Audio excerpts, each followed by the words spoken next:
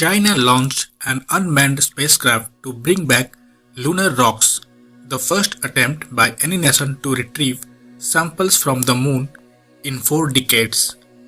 A Long March 5 rocket carrying the Chang'e 5 probe, named after the mythical Chinese moon goddess, blasted off from the Wancheng Space Center on the southern island province of Hainan at 4:30 am.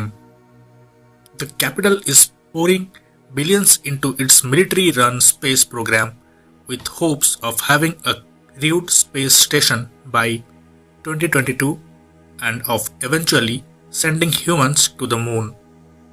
The mission's goal is to shovel up lunar rocks and soil to help scientists learn about the moon's origins, formation, and volcanic activity on its surface.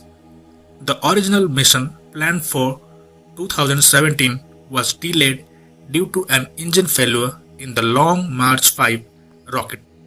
If successful, China will be only the third country to have retrieved samples from the moon, following the United States and the Soviet Union in the 1960s and the 70s.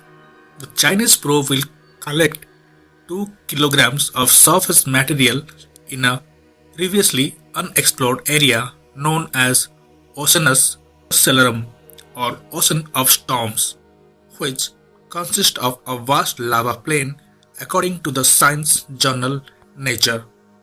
The probe is expected to land in late November and collect material during one lunar day, equivalent to around 14 Earth days.